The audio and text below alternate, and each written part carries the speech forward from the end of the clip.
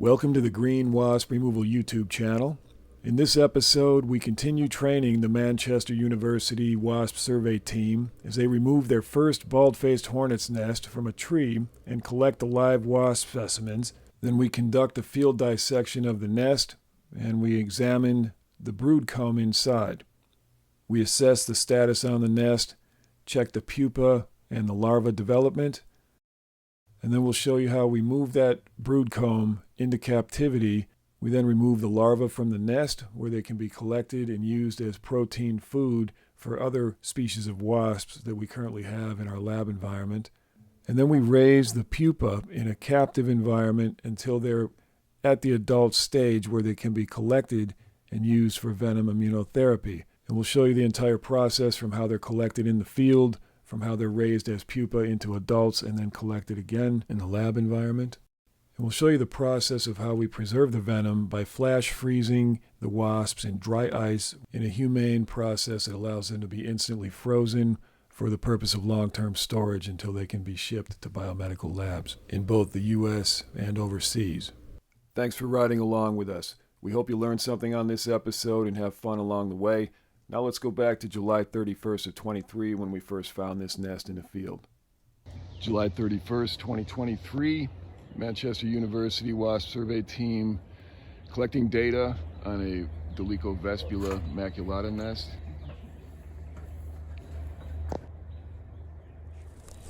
Oh, lovely. Hey. Good morning.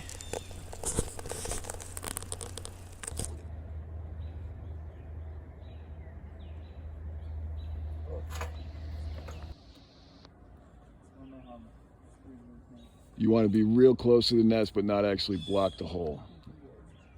Okay, let's try that with a new pressure adjustment and see what happens.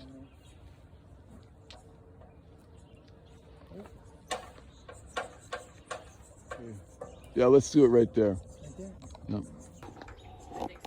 Okay, let's hit it with pressure, see what we get this time for foragers.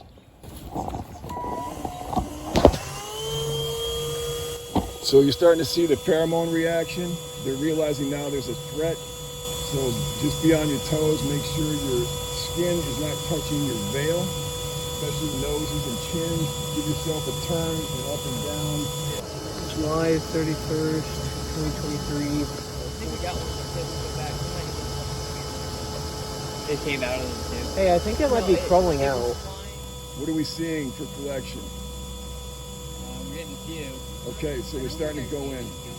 Yeah, I think we've got it in a good spot. Yeah? All right, good. So they're coming out, getting hit, and going in, getting hit. Yeah, they can't go back in. Keep an eye on them. Just Yeah, make sure we're they're- still getting them. They're crawling out? Yeah, they're still crawling out too. Pressure will change, and aerodynamics will change as things get vibrating around. So as they come back naturally, they're instinctually driven to go in the hole, even if there's a threat around it. Even when you take the hole away and you replace the hole with a vacuum tube, so it's just a black hole, they will hit that hole and basically collect themselves. So just keep an eye, because we want to get as many foragers as we can. What would you say the pressure's at between 0 and 100%? Like 90. Okay. Let's back it down a little bit, unless you start seeing them come out, because what we want to try to do is extend the battery life best we can and get the least amount of pressure for the maximum amount of effect. Do we need more pressure? Yeah, we need more pressure. All right, let's see how it goes with a little bit higher pressure. Just a little bit higher. Is that better? They still able to crawl out? Let's see. One's about to fly back right now. Feel it? Very hesitant. Nope. No, it's stayed in. Okay. Alright, that works. You there? Yeah, it caught one trying to go in. Okay. Just make sure you're not seeing any able to climb out. Yeah. That's crucial. And it's still, as long as they're still getting sucked in, and the pressure's a little bit lower, we like that because it's less abuse on the specimens and it's less drain on the battery.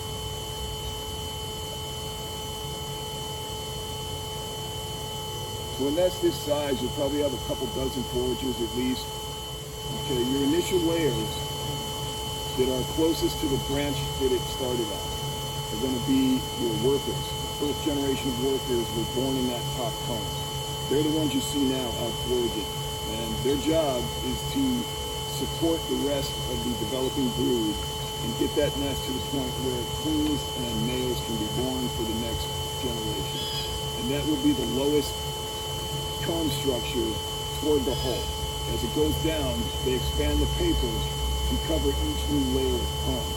So the brood on the comb at the very bottom are going to be larger cells, deeper cells, and they're going to be for the big queens instead of the smaller workers. I think they can get out. July 31st, 2023, Manchester Wasp Survey Team collecting specimens of maculata. Okay, let it be stable if they get near, because they'll try to enter and then you'll get them.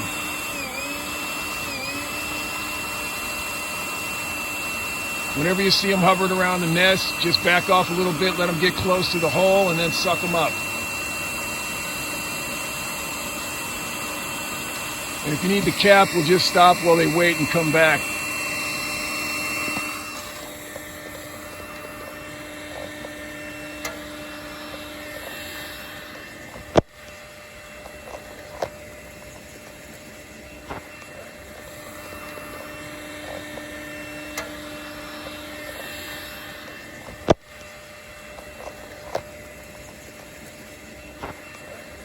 Andrew, do you see anything to cut back here besides the main support?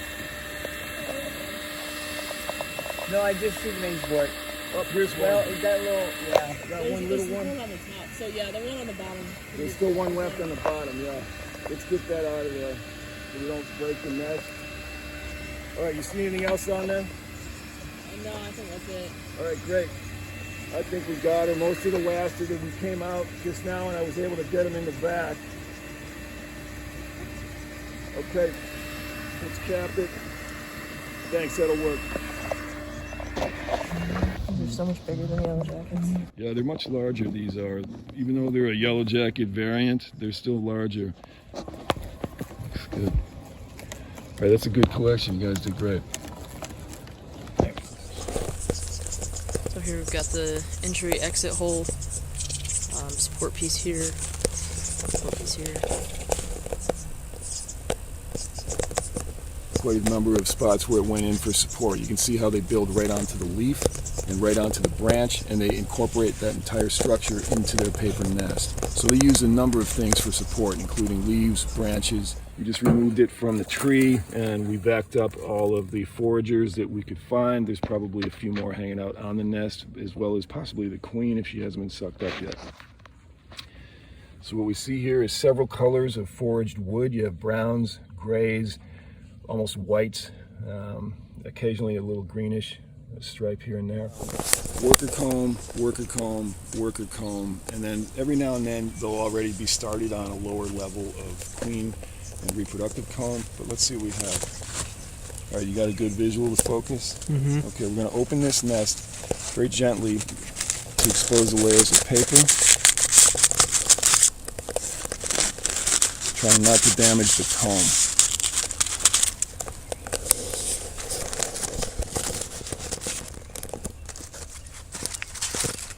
I'm just going to do a dissection of the paper first. All right, Andrew, you want to split this open for me, and anything that falls out, you're going to try to suck it up. Very gently hold it from here and just try to pull the outer layer of paper off.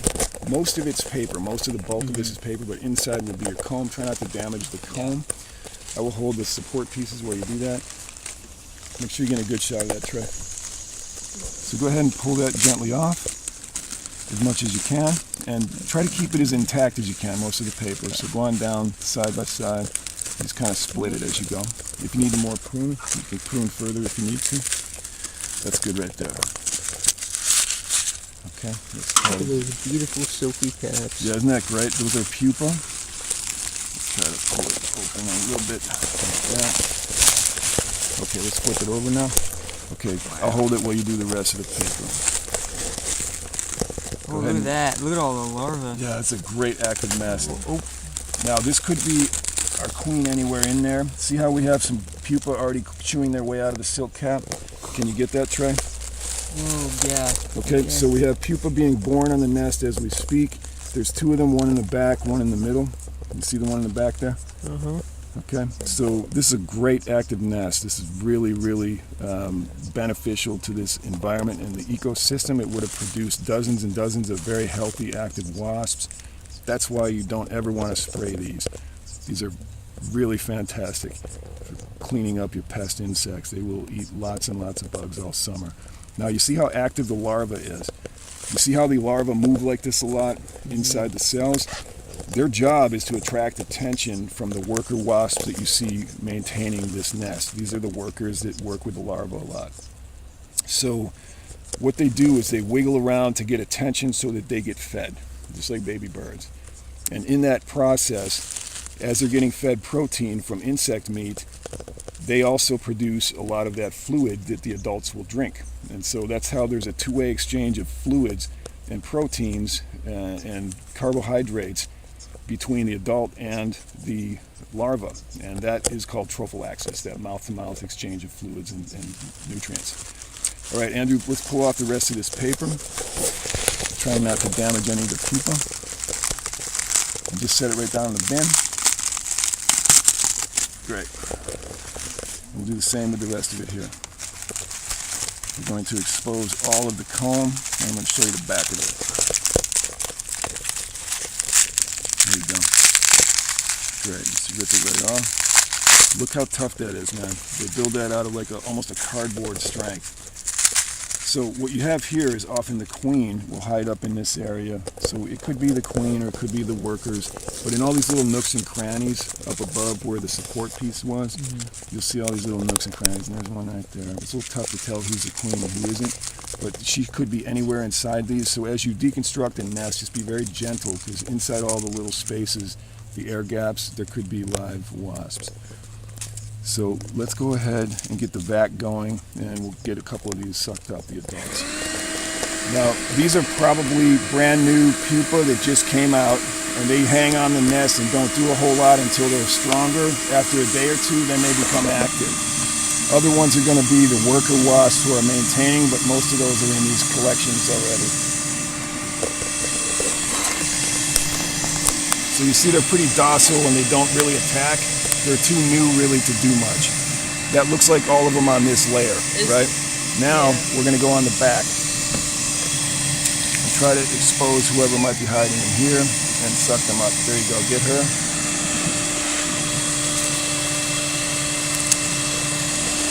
There you go. Do the same thing here. All right, I think we have the queen contained now. She's in one of these bottles, which is great. These guys, we don't need to suck anything else up on. So yeah, let's cap it. Now, Andrew, set that real gently down in the bin. And what we're going to do now is go through the layers of paper and look for any stragglers.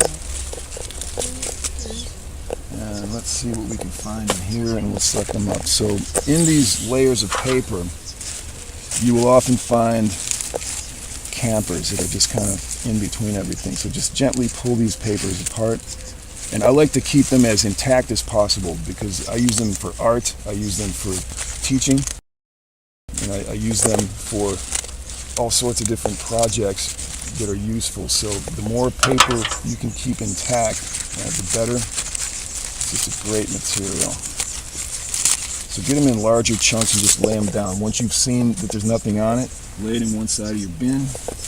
And just continue with that process, and I'm going to let Andrew kind of gently take apart that one.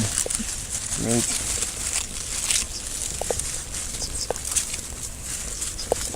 And we're looking in every nook and cranny, because you also will find parasitic wasps. You will find other species of insects like spiders, and all of these things will be using this nest as home.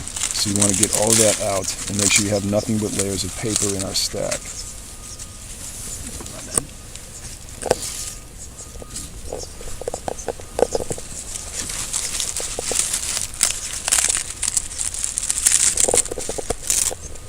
It's not done yet. I'm just going to get a little bit easier on this side. Real gentle, trying to take the largest pieces you can get. Checking both sides. It's amazing what a small space a wasp can fit in, so you want to just make sure there's none of those able to be hidden away.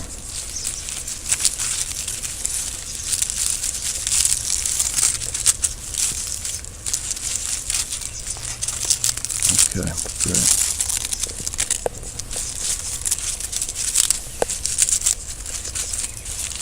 How are they doing? If you feel like they need a little blast of fresh air, just give them a little back pressure and get some fresh air in there.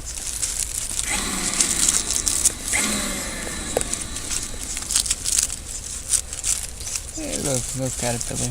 Yeah, there you go. That's the sort of thing they will definitely eat. There's some food for somebody. Let's put that guy out there where they can eat him. All right, there you have it. There's one half. Let's have you do the next half. All right, you can stop shooting, Troy. The rest of this thing. July 31st, 2023. This is the Dolichovespula maculata, the nest we pulled out of a tree at one of the community participants' addresses today. We're showing you how it looks at this point because there's been several wasps born on the nest. This is a bald-faced hornet nest.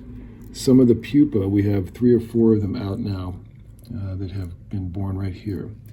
So they're currently out on the nest and moving around. And so we can release these into the environment when we are doing a relocation. And when we're doing VIT, we can add them to the specimen collection for VIT. So it's done well so far. July 31st, 2023. We are setting up a habitat for the bald-faced hornet nest that we removed from a tree today. There's starting to be some activity from the pupa. They are being born on the nest. We have probably anywhere from 4 to 5 born on the nest already in various places on the nest. You can see them. One's upside down there with his head in a cell, or her head. And a couple here, and there's 1 or 2 underneath this nest right now. So what we're going to do is we're going to take this nest and put it inside the habitat we've set up for it over here. As you can see here, they're not aggressive. They're just a little bit confused about what's going on. So I'm going to put this in here so that it has the ability to grow, and the pupa that is still in there can come out at its own pace and be born in captivity. Now we're going to feed some honey. Let's see if we can get them to eat a little bit. They are likely pretty hungry.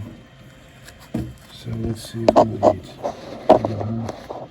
She takes some honey. Yeah, she's ready to eat right away.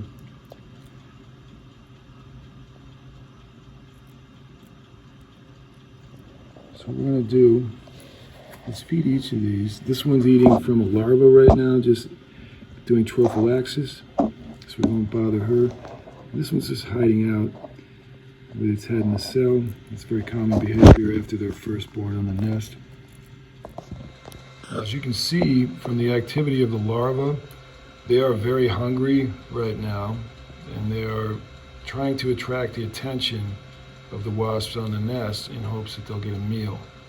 And that's why they gyrate so heavily, and they scrape their mandibles across the edge of the cell that they're in, and they attempt to make enough noise and enough activity that they get fed. Now, unfortunately, we don't have the ability to feed these larvae, and the new wasps on the nest are not out foraging.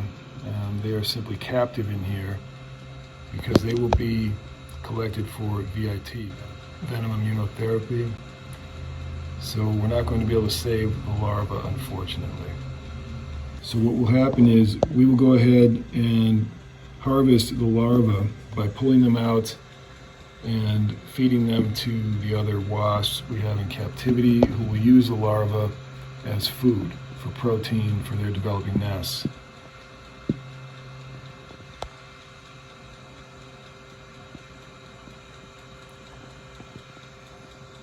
What we're going to show you now is how we harvest the larvae. So you see the larvae are very active and alive right now. We're going to pull them out and we're going to collect them in a cup. And the purpose for that is to use them as protein for other wasps that require protein from live insects, because that's the only real use we can use these for that doesn't allow them to go to waste. So they won't be wasted. Unfortunately, we can't save them because we have no way to feed them when the rest of the wasps from this nest have already been frozen for VIT. So we're going to take the larvae, we're going to tweeze them out of their cells, and we'll put them into cold storage, and we'll use them to feed the other wasps that we have in captivity.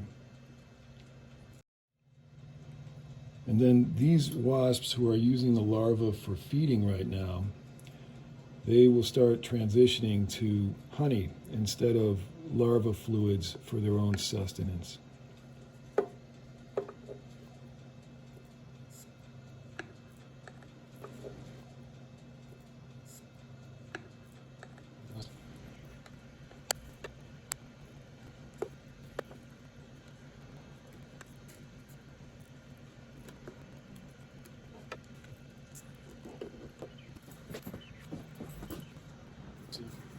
You can see them doing trophallaxis on the nest.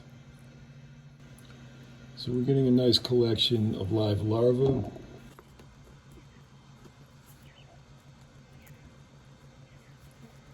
So this nest was quite active and would have produced a good number of extra wasps through the larval stage into the pupa stage and into the adult stage.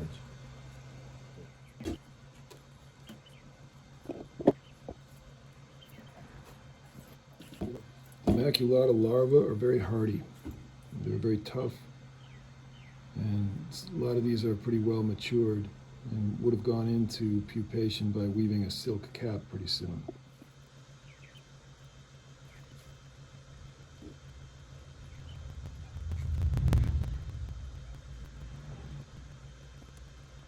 So we're going into each cell, and we are retrieving the larvae, the tweezers, and pulling them out.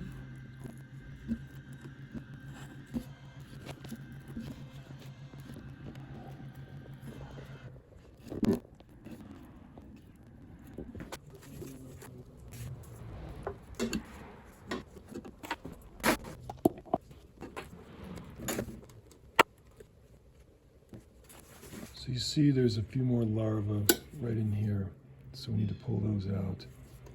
So we're going to do that by elevating the nest a little bit, like that, and then just pulling them out.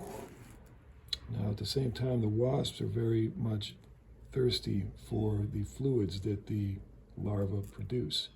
So this is their food source in one way that we're removing.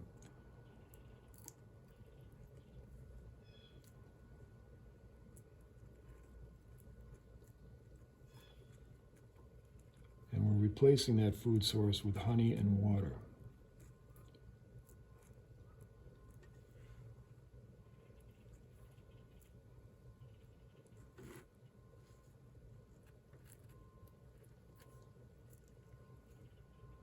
And you'll notice that they don't fly out yet and they don't attack yet. That's because they're newly born pupa who just became adult wasps. And it takes them a while to figure out how to function in the world. So it'll be a couple days before they're out flying around, and they're not very dangerous at this point. As far as sting risk,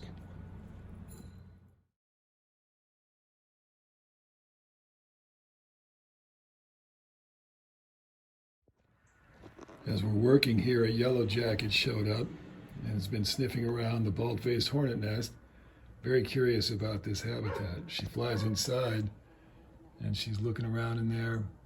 She's approaching the honey. There she is. She just landed in the honey.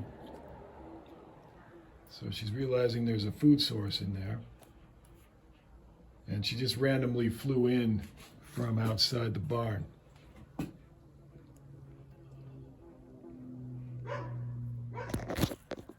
So now that we removed their food source, which is the larva here, they were doing trophallaxis with the larva for food.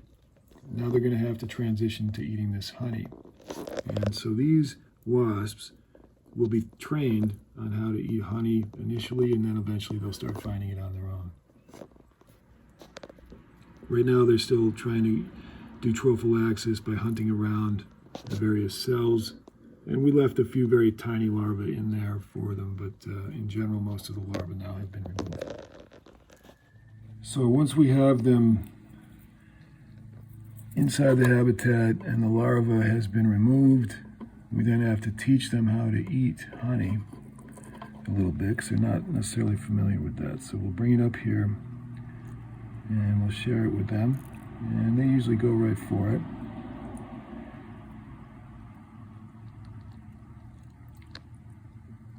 Feed each one of them as they come by and get them used to the idea that they can drink honey.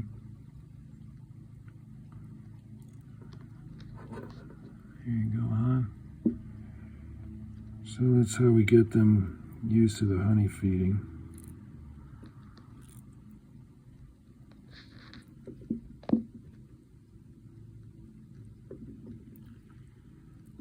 And we can gradually get them to come to where the honey is. Over here, they will figure that out. Typically, we'll move it up close to the nest, like that. That way they can kind of come down off of the nest and they'll bump into it as they're out looking around the nest.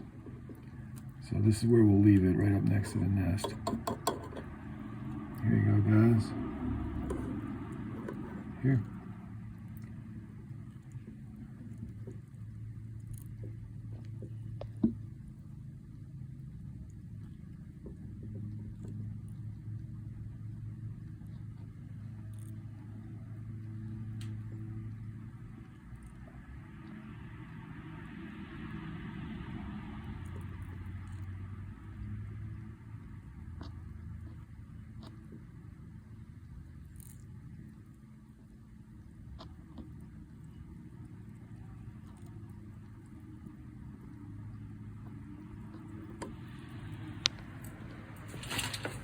Well, now our Yellowjacket's coming back to get something to eat because they remembered there was honey here.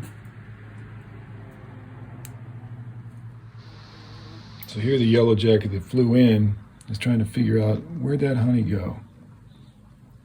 This one is, oh, there she is. She found it, all right.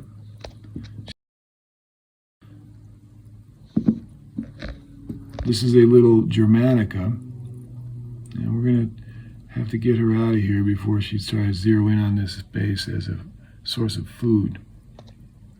But I'll let her fuel up before she goes. There she goes.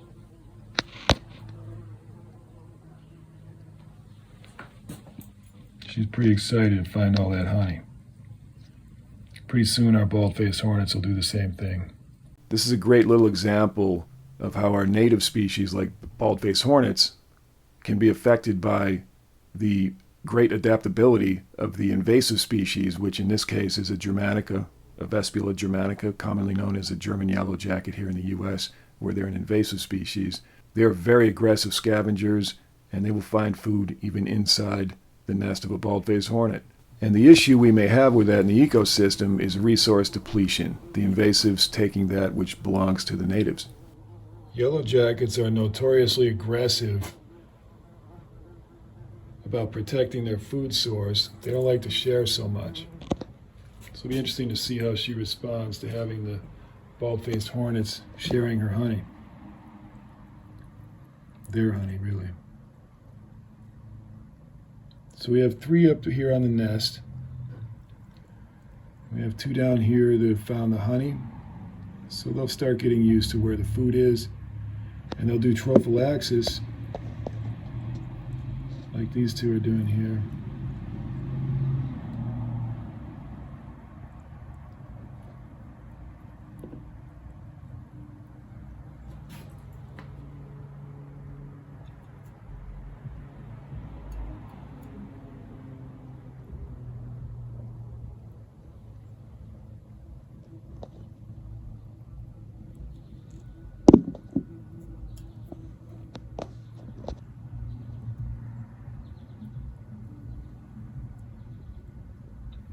Our Yellowjacket came to visit again. She's exploring, looking for more honey.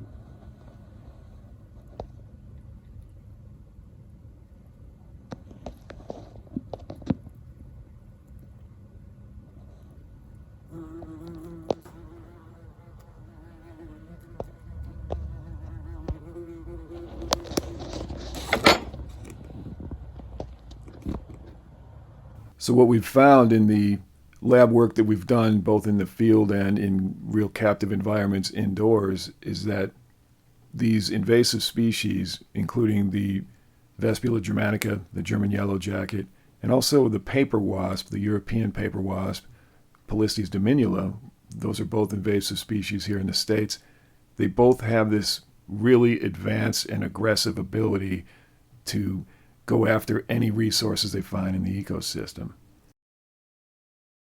So you can see the difference in size between Dolichovespula maculata and a yellowjacket.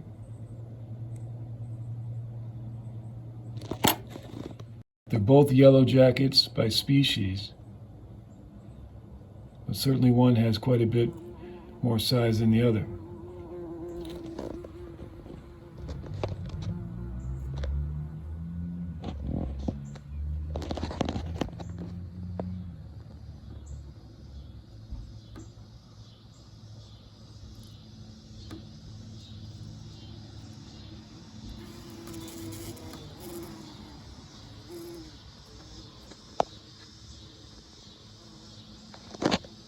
We're going to let her go now that she's out and had something to eat.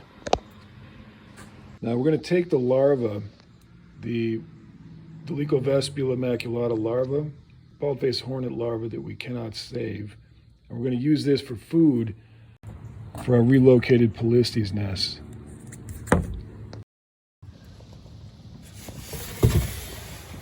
We're taking a look at some of our relocated Polistes nests here.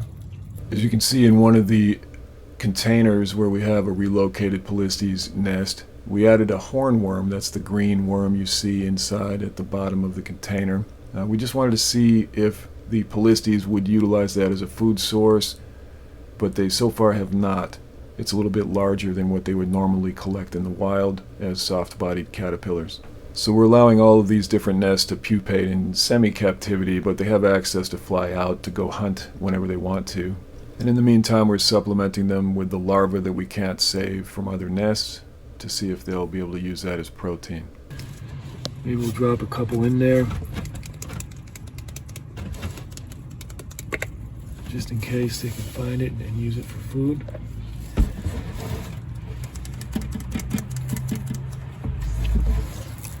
Here they're starting to see it. Let's see if they'll recognize it as food.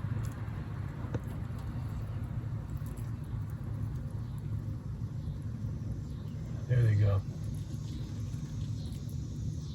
Okay, looks like they may address that as a food item, and that's what we want. So we'll start putting some of this into each habitat along with the Polistes.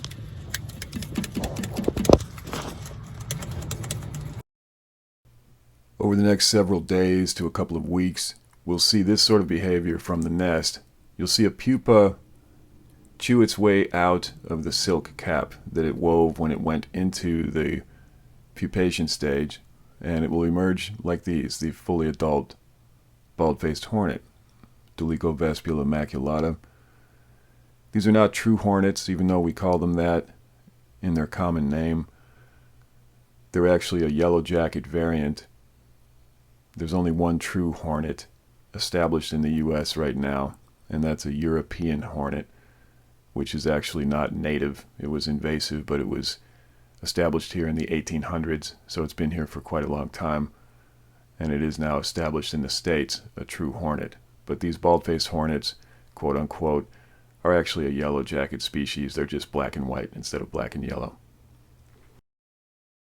So as you see here, when the pupa comes to the end of its pupation stage, it's gone through full metamorphosis and it's ready to come out as an adult insect. It chews away the white silk cap on its cell. This is the same white silk cap that it wove itself when it went into pupation, when it began the metamorphosis from larva to adult wasp. And now they have to chew their way back out of that same silk cap. So that's the process they have here. It's similar to what you might see a baby bird doing when it's pecking its way out of the shell. It takes them a certain amount of time to do that, and they have to expend a certain amount of energy. And that also helps them build strength and build agility and understand how to use their body. All of this is instinctual behavior that is very important for the pupa that's becoming an adult. At the end of this period of chewing away the silk cap, it pulls itself up out of the cell or down out of the cell, depending on how it's oriented, and they end up as adult wasps on the nest. And they will become workers that help maintain that nest, help forage for food, help forage for nest building materials. They'll help feed the larvae in the nest, and all of that work that they do allows the queen to focus on laying eggs. Here you see one that just finished chewing away its silk cap, and now it's emerging from the cell. They pull themselves out, and they stretch, and they groom, and they dry their wings, and they learn how to move. It's an interesting process. Once they're out of the cell, they stay on the nest for a couple of days to just gain strength. At this point, they're very docile. They can't attack anything. They can't sting, really. They can't fly. All they do is they come out and they try to eat by leaning into the cells where there are still exposed larvae who have not woven their silk cap yet. And the exposed larvae create a fluid that these wasps will drink.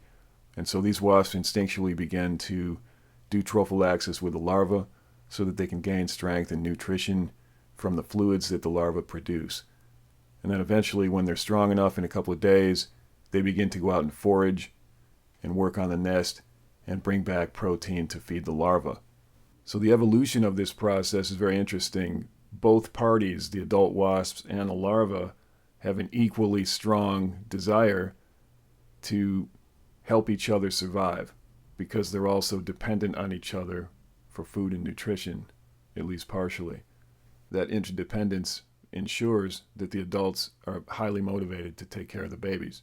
Here on August 1st, 2023, you can see more of the pupa chewing their way out of silk caps, becoming adults on the nest. And an interesting note about the silk material that they create as larvae is that this material is mostly protein-based, and so when they eat a lot of insect protein as larvae that gets brought to them by the adult wasps, they convert that protein into what's called silk dope, which is a gel-like substance in glands that their glands produce near their mouths. And when they begin to weave their silk cap, this gel-like silk dope gets spread in tiny, thin lines across the top of the cell. And the second it hits oxygen in the air, it immediately solidifies into a very strong thread material that we call silk. And that material is so tough, it can be difficult, even with your fingers, to physically pull it apart on the nest. So it's a very strong material, it's protein-based, and you can see why the larvae need so much protein, because they need to be able to do this type of thing. Here's a brand new one who just crawled out of her silk-capped cell. She's stretching out, learning to groom herself, stretch her wings.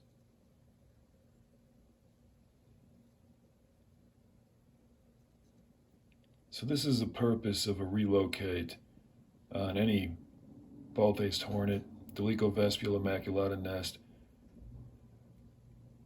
Once you remove the nest from where it needs to go away from, you simply remove the paper, pull out any comb inside, put it in a safe habitat, provide them with some water and some honey, and they will begin to start coming out, popping out like popcorn over the next few days.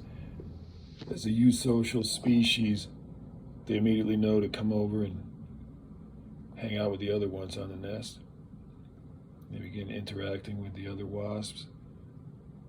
Ultimately, they'll begin to learn how to do trophallaxis, and they'll explore the entire habitat and the nest, and eventually they'll come over here and learn where the food is and eat that.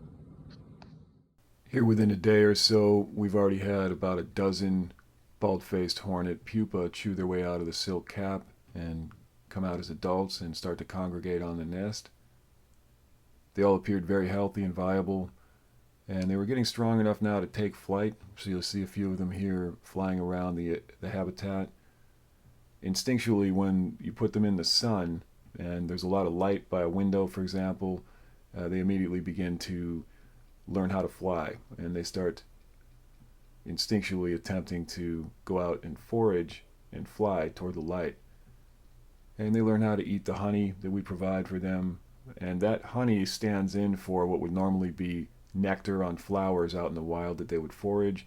It also stands in for the sweet carbohydrate fluid that the larvae produce that they also will drink for sustenance. So the honey replaces both forms of food, that which they would forage in the wild and that which they would get from the larvae in the nest. And it's fairly constant how often they're chewing their way out of the silk cap. As you can see, there's dozens of silk caps yet to go, and as you watch them day by day, they start popping out like popcorn. It always reminds me of popcorn, how they keep coming out and popping open and jumping out of their cell and immediately taking on the form of the adult wasp and engaging in the behaviors of a eusocial colony where they'll all kind of group together and begin to interact with each other. And they congregate on top of the nest, as you see here. They also congregate below the nest where we can't see because the camera can't see down beneath the nest, but there's several of them down there that congregate below as well, and when they're in the mood to shelter in a darker place. They are amazingly adaptable. As you see here, they just begin to automatically go for honey for food. They're built to survive. August 4th, 2023. These are all brand new pupated wasps that have come out of pupation as adults. When this habitat was put together, we relocated this nest brood into captivity with nothing but silk caps on it. There were no adult wasps at that point. Since that time, just a few days, we probably have 20, 30 of them in here. These are all Dolichovespula maculata, Baldfaced Hornets. And this is why we always relocate nest brood, because they're all quite healthy and viable. You just have to give them time to come out of pupation. And there's still quite a number to go on this nest that are still about to pupate.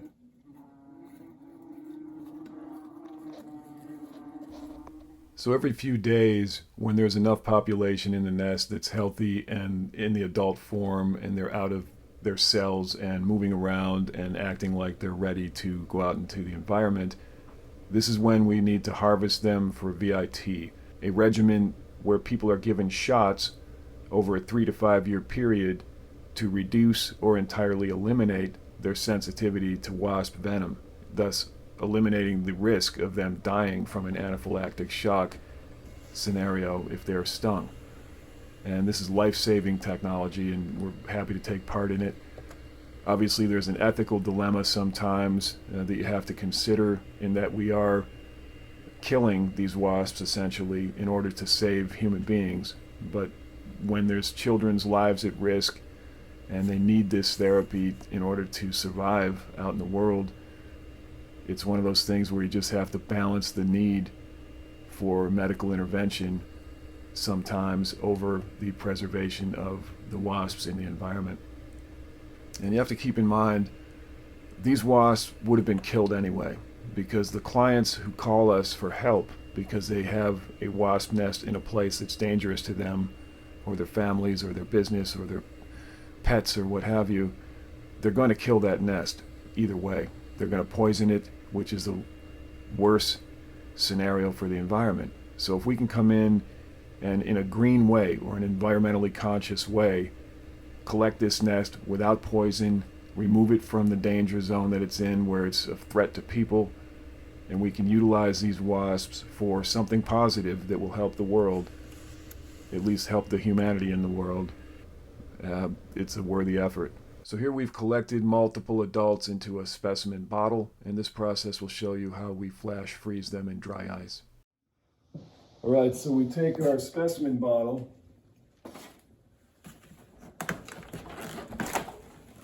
and we bury it in dry ice. Scoop out enough to put them pretty deeply down inside so that there's layer of ice below them and just buried with ice on top.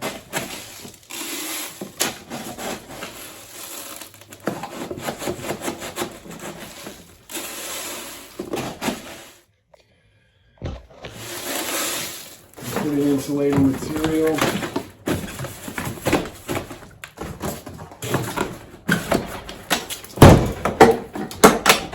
Give them 5 or 10 minutes and they're good to go.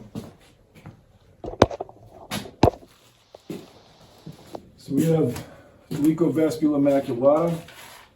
So we write that on our baggie.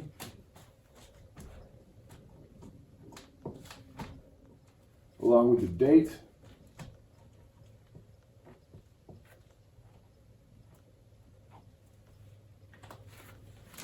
We have the baggie standing by. Take our specimens out of the dry ice. And they're now completely frozen solid. It's been about 15 minutes, longer than necessary, but it's fine. Dump them right in.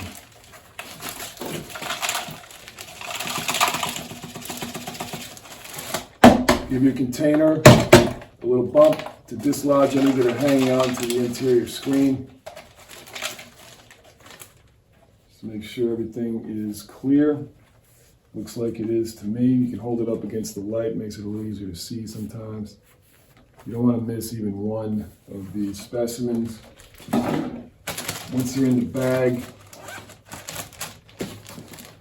they're frozen solid like little ice cubes, and you can take them directly to the chest freezer. That brings this episode to a close. Thanks for watching. Stay tuned this season for more wasp nest removal videos featuring the Manchester University Wasp Survey Team as they take on multiple types of native and invasive species of wasps in various types of nests, including Yellowjacket ground nests, Yellowjacket nests inside structures, paper wasp nests, Baldfaced Hornet nests in trees and in structures. They're doing a great job, and they're learning a lot, gaining valuable field skills, and they're helping out their community quite a bit.